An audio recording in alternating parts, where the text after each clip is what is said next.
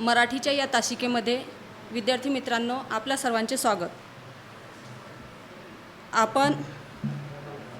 मी Yashodham public school येथून Vijaya Patil madam आपल्याला मराठी हा विषय शिकवणार आहेत.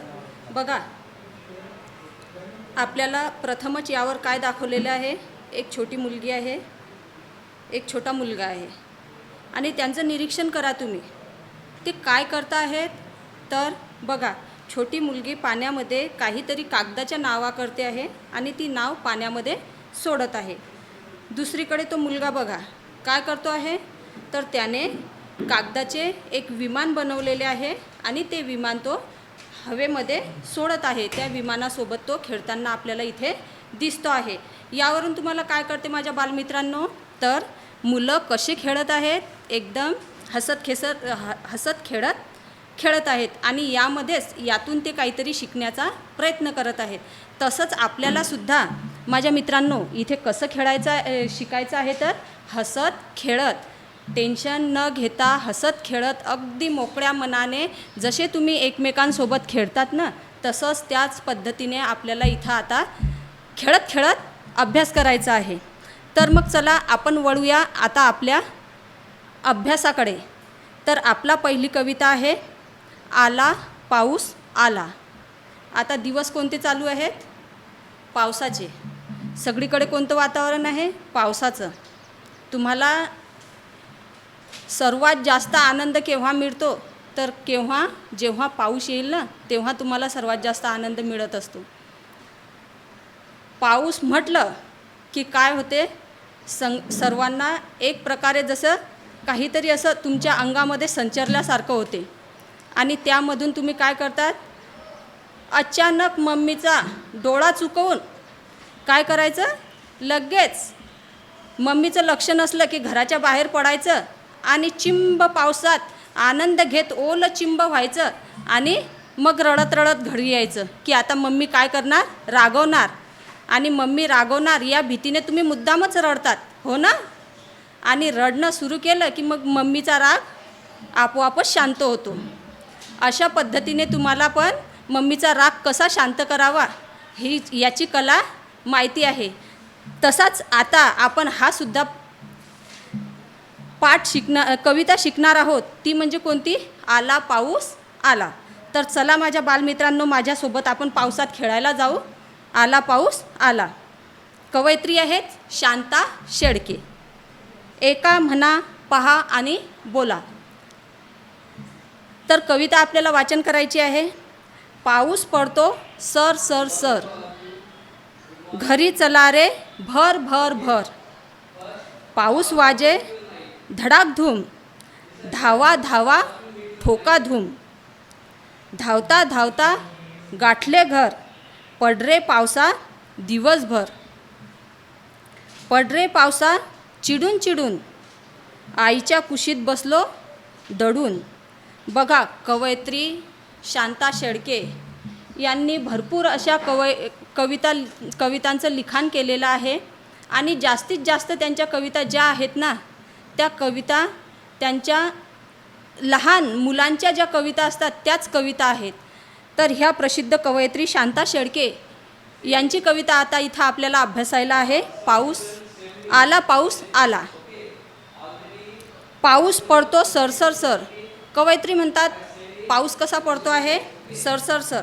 बघा, आपल्याला समोरचे जे चित्र दिलेले आहे त्या चित्रामध्ये बघायला मिळते, काय बघायला मिळते की मुलं घराच्या बाहेर अंगणामध्ये पाऊस पडतो आहे आणि मुलं कसे खेळत आहेत, खूप आनंदाने खेळताना दिसत आहेत. मुलं नाचत बाळगत मुलं आनंदाने पावसाचा आस्वाद घेत आहे. त्यांना पावसाचे कुतूहल वाटते आहे आणि खूप आनंदाने मुलं पावसामध्ये खेळत आहेत. या पद्धतीने आपण बघतो आहे आणि तुम्ही पण काय करतात, पावसामध्ये खूप चांगल्या पद्धतीने आनंद घेत खेळत असतात. तर माझ्या बालमित्रांनो, कवयित्री काय म्हणतात तर पाऊस पडतो सरसर सर. पाऊस कसा पडतो आहे, सरसर. पावसाचा जो पडण्याचा आवाज आहे ना, तो कसा येत आहे तर सर सर सर अशा प्रकारचा आवाज करीत पाऊस पडत आहे आणि मुलं छान घराच्या बाहेर अंगणामध्ये खेळत आहेत. घरी चला रे भरभर भर, जेव्हा मग खेळायला सुरुवात करतात मुलं आणि पाऊस जोरात पडायला सुरुवात होते. मग पाऊस जोरात पडायला जेव्हा सुरुवात होते ना, तेव्हा साहजिकच मग काय होते, भीती वाटायला लागते. मग ही भीती वाटायला लागली तर तुम्ही काय करतात, पावसातच राहतात का? तर नाही. मग तुम्ही अशा वेळेस काय करतात, तर तुम्ही अशा वेळेस घराचा रस्ता धरतात आणि घरी पळत सुटतात. तर चला रे, मग आता पाऊस कसा सुरू झालेला आहे, जोरात सुरू झालेला आहे. मग चला आता आपण कुठं जाऊया, तर घरी जाऊया. मग घरी जायला तुम्ही भर सुरुवात करतात. पटापट घरी पडतात. पाऊस वाजे धडाकधूम. कवयित्री पुढे म्हणतात, पाऊस कसा वाजतो आहे, धडाकधूम. पावसाचा आवाज, मग पाऊस सुरू व्हायला जोरात सुरुवात होते आणि जोरात सुरुवात झाल्यानंतर मग तुम्ही काय करतात, तर मग तुम्ही धूम ठोकतात. पडायची ठोकतात ना, सर्वचे सर्व. आठवतात ना तुम्हाला तुमचे दिवस? हो, सर्वांनाच आठवता आहेत, बरोबर ना? मग तुम्ही पावसामध्ये काय करतात, धूम ठोकतात, पडण्याची, घरी जाण्याची. जोरात पाऊस चालू झाला की भीतीमुळे. आणि धावा ठोका धूम. सर्वांना मग तुम्ही काय करतात, गोळा करतात आणि सर्वांना म्हणतात, चला पाऊस आला आणि पडायला सुरुवात करतात. अशा प्रकारे तुम्ही पावसाचं वर्णन कवयित्रीने आपल्याला येथे केलेलं आहे की पाऊस जोरात झाला की मुलं घाबरतात आणि मुलं घाबरल्यानंतर घरी कशा प्रकारे पडत जातात, तर धूम ठोकून पडत जातात. धावता गाठले घर. एवढे धावतात की धावता मग तुम्ही एकदम थकवा येतो तुम्हाला आणि एकदम घर आल्यानंतर तुम्हाला असं घरात गेल्यानंतर शांत वाटते की आता एकदाचं पावसापासून आपण पळत घरी आलो आहे. आणि घरात आल्यानंतर जेव्हा आई तुम्हाला समोर दिसते ना, तेव्हा तुम्हाला खूप शांत वाटते की आता आपण एकदाचं पावसाच्या भीतीने आपण घरामध्ये आलेलो आहे आणि आता आपलं पावसापासून संरक्षण झालेलं आहे. ही भीती तुमची नष्ट होते आणि धावता एकदाचे घर गाठले, एकदाचे घर तुम्ही घरामध्ये पोहोचले की सर्व काय होते, तुम्हाला शांती मिळून जाते. अशा प्रकारचं कवयित्री तुमचं जे वर्णन आहे, पाऊस आल्यानंतर तुम्ही सर्वांनाच हे अनुभव येतात, सर्वांनाच येतात. तर हे अनुभव तुमचे इथे कवयित्रीने मांडलेले आहेत. पड रे पावसात दिवसभर. मग मुलगा कसा म्हणतो, आता एकदाचा तर मी घरामध्ये आलेलोच आहोत. मग आता हा पाऊस कितीही पडला तर माझी भीती संपलेली आहे, कारण मी आता घरात आलेलो आहे, मला आता पावसाची भीती नाही आहे. मग तो पावसाला काय म्हणतो, मुलगा मग पावसाला काय म्हणतो, आता तू दिवसभर पड, आता मला तुझी भीती नाही, कारण मी आता माझ्या आईजवळ आलेला आहे, घरामध्ये आलेला आहे, आता मला तुझी पावसाची कसलीच भीती नाही, असा मुलगा म्हणतो. आणि तो मग पावसाला सांगतो की पड रे पावसा आता दिवसभर, आता तू दिवसभरसुद्धा पडला तर मला भीती नाही आहे. पड रे पावसात चिडून. पावसाला आणखी तो पुढे काय म्हणतो आहे मुलगा, पड रे पावसात चिडून. तुम्हाला राग आला, मम्मीने एखादी गोष्ट करायला सांगितली आणि तुम्हाला राग आला की आता मला ही गोष्ट करायचीच नाही, मी करणारच नाही. मम्मी म्हणते, बाळा जा, कर तेवढं. अरे बाळा माझं आई, कर तेवढं. तुम्ही काय म्हणतात, जा, मी करणारच नाही, जा, मी करणारच नाही. मम्मीला कसं त्रास देतात ना तुम्ही, त्याप्रमाणे तो मुलगाही त्या पावसाला म्हणतो, त्या पावसाला चीड आणतो आहे. तुम्ही मग मम्मीला राग आला असं तुम्हाला समजलं की तुम्ही मग ती गोष्ट कशी करतात, चिडून करतात, रागाने करतात. त्याचप्रमाणे तो मुलगासुद्धा पावसाला चीड आणतो आहे, राग आणतो आहे आणि तो त्याला चिडून काय म्हणतो आहे पावसाला, की आता तू कसा पड, चिडून पडायचं म्हटलं म्हणजे काय, की तो जोरात पडणार. अर्थातच तुम्हाला राग आला आणि मम्मीने एखादं काम करायला सांगितलं की तुम्ही काय करतात, तुम्ही करत नाही असं मम्मीला सांगतात. आणि करत नाही असं म्हटल्यानंतर आणखी मम्मी रागावली की मग काय येते, तुम्हाला चीड येते. मग ते काम कसं होते, जोरात होत असते. आणि मग एवढा राग येतो की ते काम जे 10 मिनिटांचं काम असते ना, ते 5 मिनिटांमध्येच होऊन जाते. तशाच प्रकारचं मुलाने सुद्धा पावसाला इथं काय आणलेलं आहे, राग आणलेला आहे.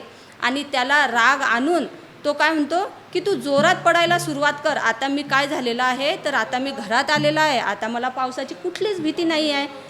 तू कितीही पडला, दिवसभरही पडला, तरी मला आता पावसाची भीती नाही आहे. आईच्या कुशीत बसलो दडून. आता तर मी आईच्या कुशीत बसलेला आहे घाबरून. पळून येऊन घाबरून मी आईच्या कुशीमध्ये बसलेला आहे. बघा, तुम्हाला एखाद्या तुम्ही पिक्चर पाहिला भीतीचा, आणि ती भीती जर तुम्हाला मनामध्ये भरलेली असली, तर अशा वेळेस तुम्ही कुठे जातात? काही एखादी घाबरणारी गोष्ट पाहिलेली असली, भीती वाटली, तर अशा वेळेस तुम्हाला कुणाची आठवण येते? घरामध्ये सगळे असतात, आजी असते, पप्पा असतात, सगळे असतात, पण तुम्ही दीदी असते, भैया असतो, पण तुम्ही हे सर्व सोडून देतात आणि भीती वाटायला लागली की कुठे जातात मग? आठवते तुम्हाला कुठे जातात? आईकडे. कारण आईच्या कुशीमध्ये जगातील कुठलीही भीती असली तर ती नष्ट करण्याची ताकद केवळ आणि केवळ कुठे आहे? तर फक्त आईच्या कुशीमध्येच आहे. त्यामुळे तुम्ही आईच्या कुशीमध्ये गेला की तुमची भीती काय होते? नष्ट होते. तुम्हाला काय मिळते तिथं? संरक्षण मिळते. म्हणून तो मुलगासुद्धा पावसाला तर त्याने चीड आणलेली आहे की आता पाऊस खूप जोरात पडणार आहे बाहेर, आणि त्याची भीती घरात आल्यानंतर नष्टही होऊन गेली. मग अशा वेळेस त्याने पावसाला तर चीड आणून सुरुवात करून दिली पडायला, पण मग तो काय म्हणतो की आता मी कुठे आलेला आहे? माझं संरक्षण कुठे आहे? तर माझ्या आईच्या कुशीमध्ये आहे. आणि माझ्या आईच्या कुशीत मला संरक्षण मिळाल्यामुळे काय झालेलं आहे? आता तू कितीही जोरात पड, मला तर भीती नाहीच आहे. मी आईच्या कुशीमध्ये दडून बसलेला आहे. पळून घाबरून मी आईच्या कुशीमध्ये संरक्षण मिळवलेलं आहे आणि बसलेला आहे तिथं. अशा प्रकारे शांता शेळके, बघा या चित्रामध्ये त्यांनी सांगितलेलं आहे मुलगा आईच्या कुशीमध्ये बसलेला आहे. अशा प्रकारे कवयित्री शांता शेळके यांनी आपल्याला आला पाऊस आला ही कविता सांगितलेली आहे. तर बघा, तुम्हाला काय करायचं आहे माझ्या मित्रांनो? आपल्याला काय करायचं आहे की ही कविता तुम्हाला 2 वेळेस वाचन करायचं आहे, आणि 2 वेळेस वाचन केल्यानंतर यामधील तुम्हाला पाऊस, धावता धावता, दिवसभर, आईच्या कुशीत, चिडून, हे शब्द तुमच्या नोटबुकमध्ये फक्त लिहायचे आहेत. अर्थ लिहायचे नाहीत. फक्त तुम्हाला काय करायचे आहेत? जे मोठे मोठे शब्द दिलेले आहेत ते शब्द तुम्ही तुमच्या नोटबुकमध्ये एक एक शब्द 5-5 वेळेस त्याचं लिखाण करायचं आहे. हा तुमच्यासाठी काय झालेला आहे? ह्या कवितेचा हा गृहपाठ दिलेला आहे मी, की जे मोठे शब्द आहे, उदाहरणार्थ पाऊस हा शब्द 5 वेळेस लिहायचा आहे. नंतर धावता धावता हा शब्द 5 वेळेस लिहायचा आहे. गाठले हा शब्द 5 वेळेस लिहायचा आहे. दिवसभर हा शब्द 5 वेळेस लिहायचा आहे. आईच्या कुशीत हा शब्द 5 वेळेस लिहायचा आहे.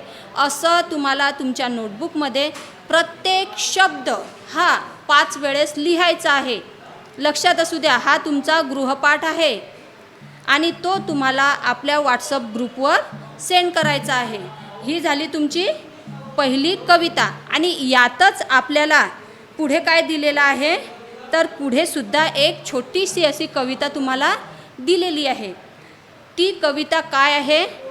आदिवासी कविता आहे. बघा, आपण ना आपल्याकडे भरपूर बोली बोलल्या जातात. तुमच्या ऐकण्यात असतील.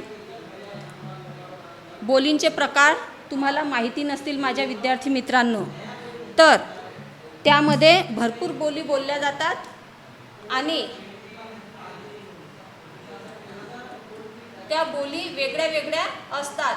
भाषा एकच असते, भाषा ही एकच असते, पण त्या भाषेमध्ये वेगळ्या वेगळ्या बोली बोलल्या जातात. उदाहरणार्थ वऱ्हाडी बोली, जे आपल्या वऱ्हाडामध्ये बोलल्या जाते त्याला काय म्हणतात? वऱ्हाडी बोली.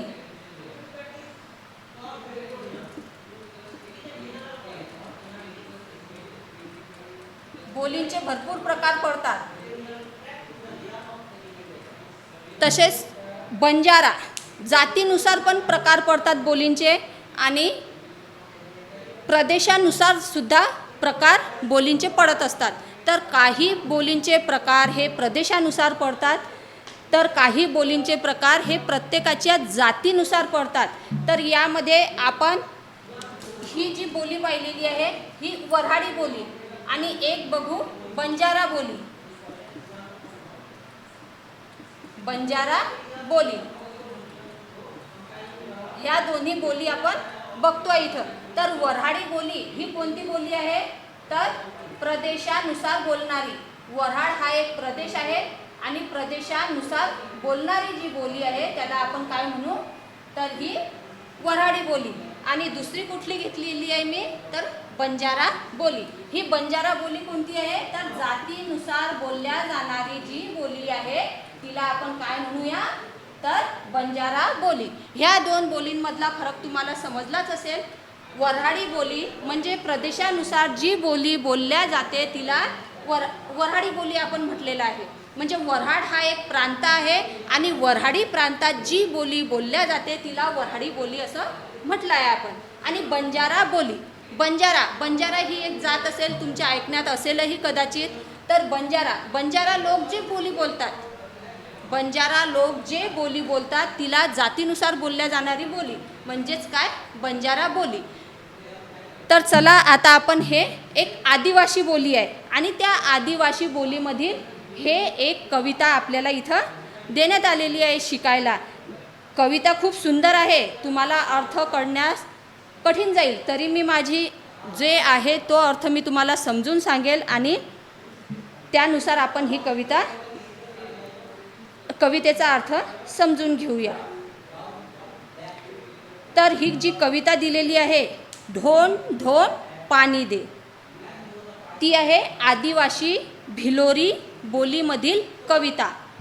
आदिवासी भिलोरी बोलीमधील कविता.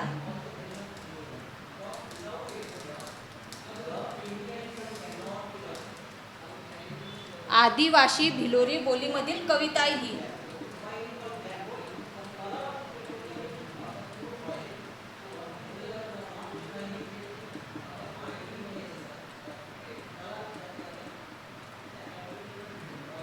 आदिवासी भिलोरी बोलीमधील ही कविता आहे. तर पाऊस चांगला पडण्यासाठी हे लोक देवाला साकडं घालतात. बघा, त्यांचा जो देव आहे ना त्या देवाला साकडं घालतात आणि ते साकडं घातल्यानंतर ते देवाला आवाहन करतात. त्या प्रार्थनेतून देवाला प्रार्थना करतात ते. कारण बरेचदा काय होते की पाऊस पडतो आणि अचानक पाऊस पडतच नाही बरेच दिवस. मग अशा वेळेस आपण काय करतो, वरुण राजाला साकडं घालतो, आवाहन करतो वरुण राजाला आणि त्यामध्ये ते प्रार्थना करत आहेत ते त्यांच्या बोलीमधून वरुण राजाला की हे वरुण राजा, आता तू आमच्यावर कृपादृष्टी तुझी बरसू दे, असू दे. बरेच दिवस झाले पाऊस पडलेला नाही, बरेच दिवस झाले पाऊस पडलेला नाही, आता तू आमच्यावर कृपादृष्टी तुझी असू दे. असे ते लोक वरुण राजाला साकडं घालतात आणि त्यातूनच मग ते त्यांनी संपणार नाही सर, मग हे दुसरा घेऊ का, ठीक आहे. तर ते अशा पद्धतीने ते वरुण राजाला साकडं घालतात आणि ते मग त्याला वरुण राजाला प्रार्थना करतात की हे वरुण राजा, तू आमच्यावर तुझी कृपादृष्टी असू दे. अशा पद्धतीने आदिवासी लोक हे वेगवेगळ्या पद्धतीने वरुण राजाला साकडं घालून त्या पद्धतीने वरुण राजाला आवाहन करून आपला पाऊस कशा पद्धतीने पाडून घ्यायचा हे आपले ते सांगत आहेत. आपण ह्या जो भाग राहिलेला आहे ना, म्हणजे आता आपण कवितेला सुरुवात केलेली नाही, तर ह्या कवितेची सुरुवात आपण आपल्या पुढच्या तासिकेला बघणार आहोत. आणि तुम्ही मागच्या कवितेचं जे होमवर्क आहे ना ते तुमच्या नोटबुकमध्ये पूर्ण करायचं आहे आणि व्हॉट्सअप ग्रुपवर पाठवायचं आहे. पुढल्या पिरियडला आपण ह्या जे आहे कविता ती शिकणार आहोत आदिवासी बोलीतील.